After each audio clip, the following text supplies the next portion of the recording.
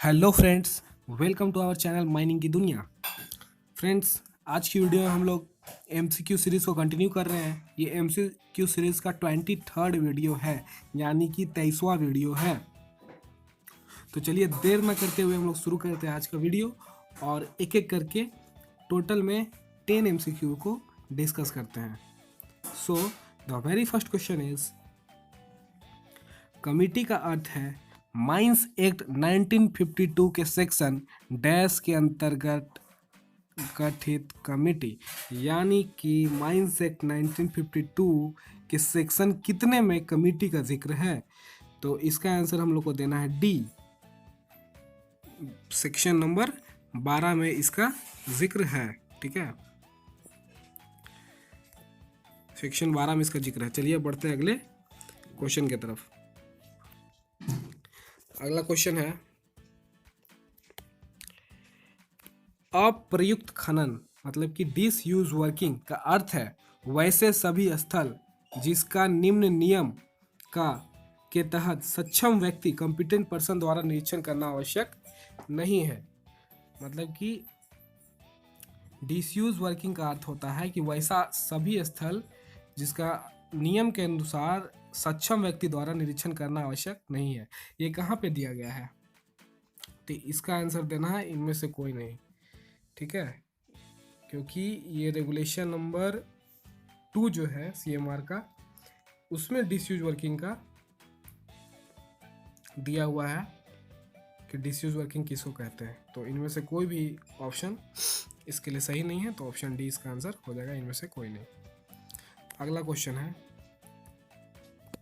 दुर्घटना में मृत तथा गंभीर शारीरिक चोट लगे सभी व्यक्तियों का पूर्ण विवरण कोल माइंस रेगुलेशन 2017 के रेगुलेशन नंबर 8 के तहत ओएएम ऑनर एजेंट मैनेजर द्वारा किस फॉर्म में चीफ इंस्पेक्टर के पास भेजी जाएगी? ठीक है, मतलब कि कोई दुर्घटना अगर हो गया, आदमी अगर मर जाता है या उसको गंभीर शारीरिक चोट लग जाता है, तो उसका जो पूरा डिटेल है उस सीएमआर 2017 के रेगुलेशन 8 के तहत मालिक, एजेंट या प्रबंधक किस फॉर्म में भर के चीफ इंस्पेक्टर के पास भेजेगा? तो इसका आंसर आपको देना है सी, फॉर्म 4B, फॉर्म 4B। ठीक है, फॉर्म 4B। चलिए बढ़ते हैं अगले क्वेश्चन की तरफ। अगला क्वेश्चन है, what do mean by business? Business किसको कहते हैं? बिजनेस किसे कहा जाता है? तो इसका उत्तर आपको देना है any activity carried on with profit motive. कोई भी वैसा कार्य जो प्रॉफिट के मकसद से किया जा रहा है उसको बिजनेस कहते हैं। और क्या? अगला है, यदि किसी भूमिगत खान में नॉर्मली एम्प्लॉयड पर्सन की जो नंबर्स हैं अगर वो 100 से अधिक है तो कितना किलोमीटर के अंदर में रेडियस में रेस्क्यू स्टेशन नहीं है तो वहाँ रेस्क्यू रूम स्थापित करना आवश्यक होगा? तो इसका आंसर आपको देना है डी, 35। अगर किसी भी माइंस में, अंडरग्राउंड माइंस में आदमी काम कर रहा है, ठीक है, 100 आदमी से अधिक काम कर रहा है और उसके अगर 35 किलोमीटर के अंदर में कोई रेस्क्यू स्टेशन नहीं है तो माइंस के पास ही आपको रेस्क्यू रूम इस्टेब्लिश करना होगा। चलिए बढ़ते अगले क्वेश्चन की तरफ। अगला क्वेश्चन है, भूमिगत खान में मतलब कि अंडरग्राउंड माइंस में नवनियुक्त व्यक्ति वोकेशनल ट्रेनिंग नियम 1966 के अंतर्गत प्रशिक्षण ले रहा है, वह कितने दिनों का कार्य प्रशिक्षण जॉब ट्रेनिंग लेगा? ठीक है, कहने का अर्थ है कि मान लो अंडरग्राउंड माइंस में कोई नया आदमी का ज्वाइनिंग हुआ है और VT रूल्स 1966 के अनुसार ट्रेनिंग ही ले रहा है, तो वह कितने दिनों का जॉब ट्रेनिंग लेगा? तो इसका आंसर आपको देना है 12 महीने का ये ट्रेनिंग होता है, जॉब ट्रेनिंग। ठीक है, चलिए बढ़ते हैं अगले क्वेश्चन की तरफ। सभी खानों के भूतल सरफेस पर महिलाओं तथा पुरुषों के लिए अलग अलग पर्याप्त संख्या में शौचालय व मूत्रालय बनाए जाएंगे। प्रत्येक डैश महिला या पुरुष पर एक शौचालय होगा।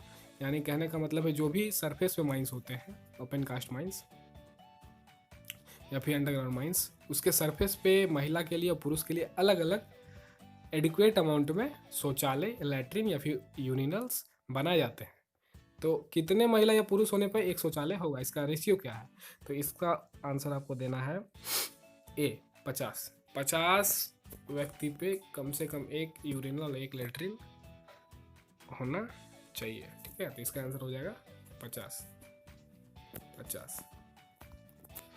चलिए बढ़ते हैं अगले क्वेश्चन की तरफ। अगला क्वेश्चन है, किसी भी खान की परिसीमा में केवल उसी प्रकार के विस्फोटक रखे जा सकते हैं जो निम्न प्रावधान के तहत विनिर्दिष्ट हैं। मतलब कि कोई माइंस बाउंड्री के अंदर केवल उसी प्रकार का एक्सप्लोसिव रखा जाएगा जो इस नियम के अंतर्गत आते हैं। तो किस नियम के अंतर्गत आते हैं कि माइंस के बाउंड्री के अंदर किस प्रकार का एक्सप्लोसिव रखना है? तो इसका आंसर आपको देना है 8 का बी, विस्फोटक अधिनियम 1884 4 ऑफ 1844 के तहत, ठीक है। एक्सप्लोसिव का जो नियम होता है, अधिनियम एक्ट, उसके तहत 1884 के तहत। अगला क्वेश्चन है, माइंस रेस्क्यू रूल्स 1985 की किस अनुसूची के अनुसार एक रेस्क्यू प्रशिक्षित व्यक्ति का चिकित्सीय पूर्ण परीक्षण एग्जामिनेशन प्रत्येक वर्ष किया जाएगा? मतलब कि माइंस रूल जो है 1985 का, उसका किस शेड्यूल के अनुसार से एक जो रेस्क्यू ट्रेंड पर्सन है, जिसको रेस्क्यू करने आता है, उसका जो मेडिकल री एग्जामिनेशन है प्रत्येक वर्ष किया जाएगा। ये मतलब कौन सा शेड्यूल में दिया हुआ है? MRR 1985 का। तो इसका आंसर आपको देना है 9 का डी, 6, शेड्यूल नंबर 6। तो चलिए बढ़ते हैं अगले क्वेश्चन के तरफ। इसका तो आंसर हो जाएगा शेड्यूल नंबर 6, ठीक है। अगला क्वेश्चन है, किसी दुर्घटना के कितने दिनों के भीतर मृत तथा गंभीर शारीरिक चोट, फैटल और सीरियस बॉडली इंजरी से ग्रसित व्यक्तियों का पूर्ण विवरण फॉर्म 4B में चीफ इंस्पेक्टर के पास भेजा जाएगा? मान लीजिए कोई दुर्घटना हो गया, ठीक है, माइंस में, और कोई आदमी मर जाता है या फिर उसको सीरियस बॉडी इंजरी हो जाता है। मरने का अर्थ है, मरने को ही बोला जाता है फैटल इंजरी। कोई मर गया मतलब फैटल इंजरी हुआ है, ठीक है। या फिर उसको इंजरी भी नहीं बोला जाएगा, फैटल एक्सीडेंट हुआ है। और किसी का पैर हाथ टूट गया है, गंभीर शारीरिक चोट आया है, तो उसको सीरियस बॉडली इंजरी बोलते हैं। तो अगर वैसा होता है तो उसका व्यक्ति का जो पूरा डिटेल्स है वो फॉर्म 4B में भर के चीफ इंस्पेक्टर को भेजा जाता है। लेकिन अगर जिस दिन एक्सीडेंट हुआ उस दिन से कितने दिन के अंदर में उसको चीफ इंस्पेक्टर के पास भेज दिया जाएगा? तो इसका आंसर आपको देना है 10 का बी, 7 दिन के भीतर भेज दिया जाएगा, ठीक है। कितने दिन के अंदर? 7 दिन के अंदर।